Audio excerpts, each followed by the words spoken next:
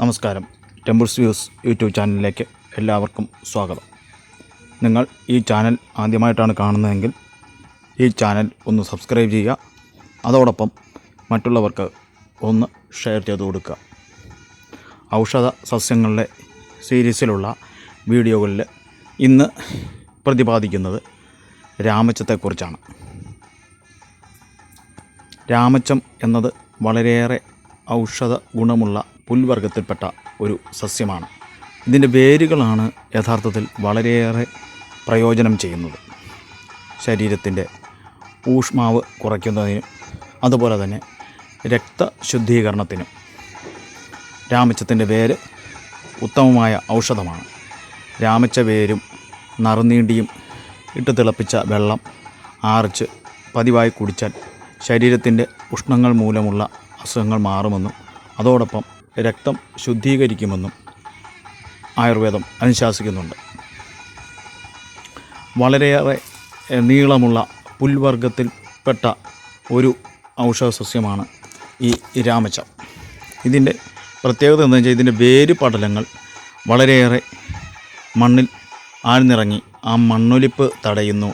അതോടൊപ്പം ഭൂമിയുടെ മേൽഭാഗത്ത് പെയ്തു വീഴുന്ന വെള്ളം ഭൂമിയിലേക്ക് ആഗിരണം ചെയ്യുന്നതിനും ഈ രാമച്ചം വളരെയേറെ ഫലപ്രദമാണ്. നമ്മുടെ സ്ഥലങ്ങളിൽ മണ്ണൊലിപ്പ് തടയുന്നതിന് രാമച്ചം നട്ടു വളർത്തുന്നത് വളരെയേറെ ഫലപ്രദമായ ഒരു കാര്യമാണ്. രാമച്ചത്തിൻ്റെ ഔഷധ ഗുണം ഏറെയുള്ളതുകൊണ്ടും വ്യാവസായിക ആവശ്യങ്ങൾ കൂടുതലുള്ളതുകൊണ്ടും രാമച്ചം കൃഷി ചെയ്യുന്നത് വളരെയേറെ നമുക്ക് പ്രയോജനം ചെയ്യും. നമ്മുടെ അന്തരീക്ഷത്തിൻ്റെ ശുദ്ധീകരണത്തിനും അതോടൊപ്പം മേൽമണ്ണ് ഒഴുകിപ്പോകുന്ന ആ മണ്ണൊലിപ്പ് പോലുള്ള പ്രതിഭാസങ്ങളെ തടയുന്നതിനും ഭൂമിയിൽ വെള്ളം ആഴ്ന്നിറങ്ങുന്നതിനും ഭൂമിയിലെ ജലദൗർലഭ്യം കുറയുന്നതിനുമൊക്കെ രാമച്ചത്തിൻ്റെ കൃഷി കൊണ്ട് ഗുണം ഉണ്ടാകുന്നതാണ്.